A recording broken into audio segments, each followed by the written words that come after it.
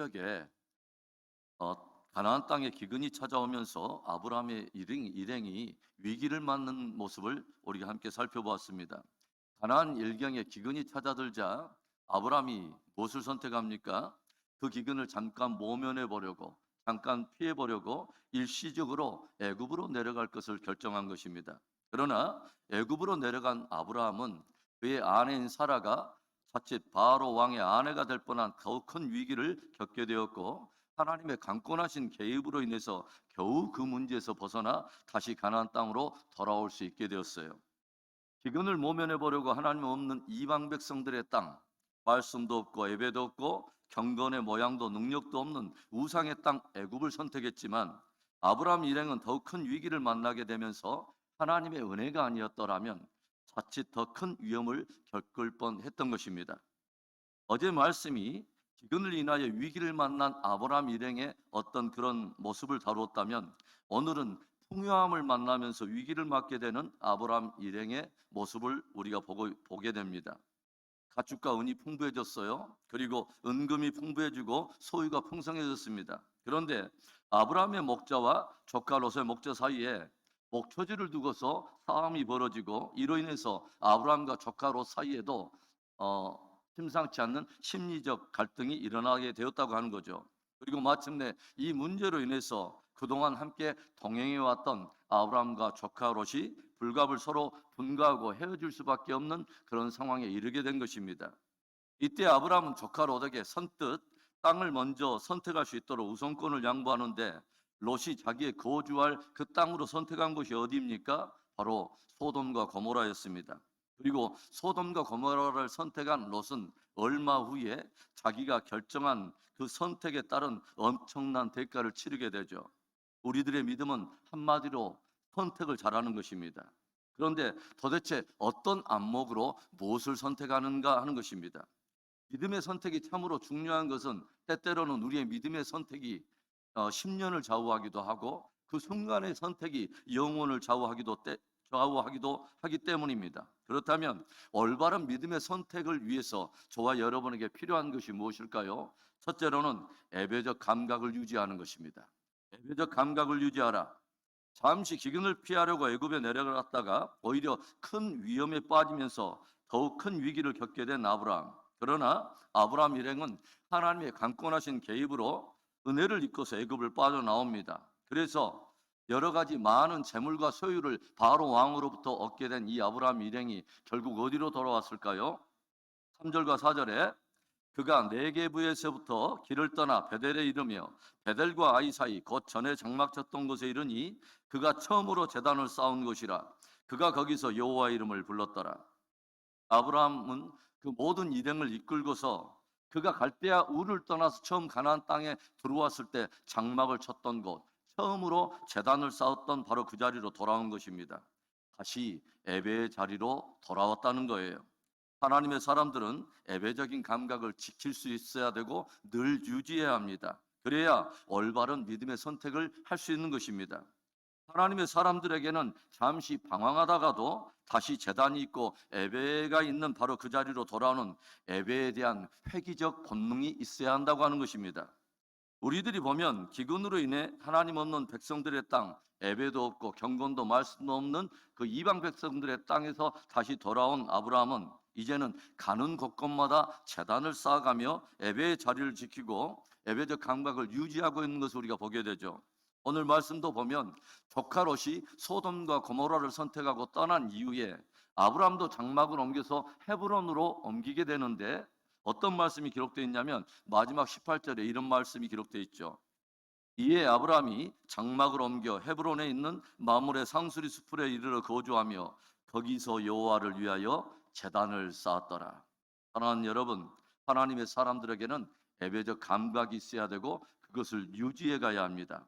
하나님을 기억하는 것입니다. 늘 예배적인 감각으로 깨어 있어서 범사에 올바른 믿음의 선택을 하고 그 선택에 따른 선한 분복을 취하는 복된 우리의 삶이 되기를 축원합니다. 올바른 믿음의 선택을 하기 위해서 우리들에게 필요한 것이 뭐예요? 두 번째로는 하나님의 시선, 하나님의 평가를 늘 생각해 보라는 것입니다. 소유가 풍부해지면서 갈등이 일어날 때 선뜻 아브라함이 우선권을 내어주자 조카 롯이 어디를 선택합니까? 소돔과 고모라입니다. 그곳을 선택한 이유가 또 무엇일까요? 10절에 이런 말씀이 기록되어 있죠. 이에 롯이 눈을 들어 여단 지역을 바라본즉 소알까지 온 땅에 물이 넉넉하니 여호와께서 소돔과 고모라를 멸하시기 전이었으므로 여호와의 동산 같고 애굽 땅과 같았더라. 선택권을 양보한 아브라함의 말에 조카 롯이 눈을 들어서 사방을 바라보는데 소알에 이르기까지 온 땅에 물이 넉넉해서 농사하기도 좋고 목초지로도 너무도 푸르고 좋아 보이더라고 하는 거죠. 롯의 눈에는 마치 그 땅이 여호와의 동산인 에덴과도 같고 나일의 젖줄로 인해서 비옥한 그 풍성한 애국과 같이 그렇게 보이더라고 하는 거죠. 그래서 롯은 소돔과 고모라에서 펼쳐질 풍성하고 그리고 번성한 그런 삶을 꿈꾸면서 점점 장막을 이동하더니 그 땅에 장막을 치고 그 땅에 거주하게 되었습니다. 그런데 정작 롯의 눈에 여호와의 동산 같고 애굽 땅과 같았던 그 땅이 하나님 보시기에는 어떻게 보였을까요? 하나님의 시선, 하나님의 평가는 무엇이었을까요? 13절에 소돔 사람은 여호와 앞에 악하며 큰 죄인이었더라. 그렇게 여호와의 동산 같고 그렇게 비옥한 젖줄이 흐르는 애굽 땅과 같이 보이던 화려하고 풍성해 보이던 그 소돔과 고모라인데 그 땅 사람들은 하나님 보시기에 악하며 큰 죄인이었다고 하는 거죠. 풍요함과 화려함 속에 감추어진 사람들의 죄와 악을 하나님은 보고 계셨다고 하는 것입니다. 롯은 눈에 보이는 비호감과 풍성함이 번영과 축복을 가져다 줄 것을 꿈꾸고 있었지만 그 땅과 그 백성들에 대한 하나님의 시선, 하나님의 평가는 전혀 보지도 못하고 깨닫지도 못했다고 하는 것입니다. 하나님께서는 조카 롯이 떠난 이후에 아브라함에게 너는 눈을 들어서 너 서 있는 곳에서 동서남북을 바라보라 말씀하세요. 무슨 말이에요? 하나님이 바라보고 계시는 땅이 따로 있었다고 하는 거죠. 하나님의 시선이 머무르는 땅이 따로 있더라고 하는 거죠. 사랑하는 여러분, 범사에 하나님의 시선을 여러분 생각할 수 있기를 바랍니다. 범사에 하나님의 평가를 한번 늘 생각해 볼 수 있기를 바라요. 내가 이런 말을 하면 하나님은 오실까? 내가 이 일을 결정하면 이 선택이 과연 하나님 앞에는 올바른 것일까? 하나님의 시선과 하나님의 평가를 생각하며 범사에 올바른 믿음의 선택을 통해서 하나님 보시기에 선하고 좋은 열매 맺기를 주의 이름으로 축원합니다. 올바른 믿음의 선택을 하기 위해서 우리들이 필요한 것이 뭐예요? 마지막 세 번째로는 하나님의 언약 위에 굳게 서는 것입니다. 여러분, 역사의 중심은 눈에 화려하게 보인다고 또 눈에 비옥하게 보인다고 그렇게 해서 역사의 중심은 아닙니다. 역사의 중심은 하나님이 계신 것이 역사의 중심이고 하나님의 약속이 있는 것이 역사의 중심이며 하나님과 동행하며 기꺼이 그 언약을 따르는 그 백성들이 있는 것이 역사의 중심인 것입니다. 하나님은 아브라함이 서 있는 곳에서 동서남북을 바라보라고 말씀하십니다. 그러니까 아브라함이 서 있는 바로 그 자리가 동서남북이 출발하는 중심점이며 기준이라고 하는 거죠. 왜죠? 바로 그곳에 하나님이 계시기 때문에, 바로 그곳에 하나님의 시선이 머물고 있기 때문에, 바로 그곳에 하나님의 언약이 있기 때문입니다. 15절부터 17절의 말씀에 보이는 땅을 내가 너와 내 자손에게 주리니 영원히 이르리라. 내가 내 자손이 땅의 티끌 같게 하리니 사람이 땅의 티끌을 능히 셀 수 있을진데 내 자손도 세리라. 너는 일어나 그 땅을 종과 횡으로 두루 다녀보라. 내가 그것을 내게 주리라. 여러분, 성경에는 많은 나라와 족속들이 있었지만 모든 성경의 기록이 이스라엘 중심으로 기록이 되어 있습니다. 이유가 무엇일까요?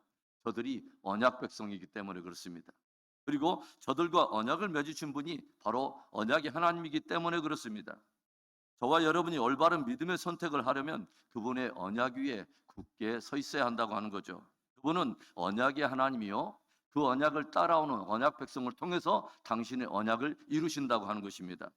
사랑하는 성도 여러분, 기근 속에서도 우리가 믿음을 잃지 않도록 삼가 조심해야 하지만 풍부함 속에서도 역시 우리는 믿음에서 떠나지 않도록 삼가 조심해야 합니다.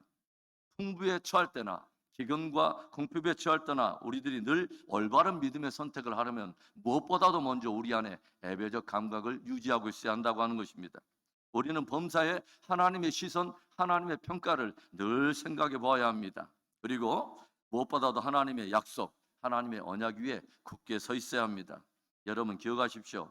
화려함과 풍성함이 있다고 해서 역사의 중심은 아닙니다.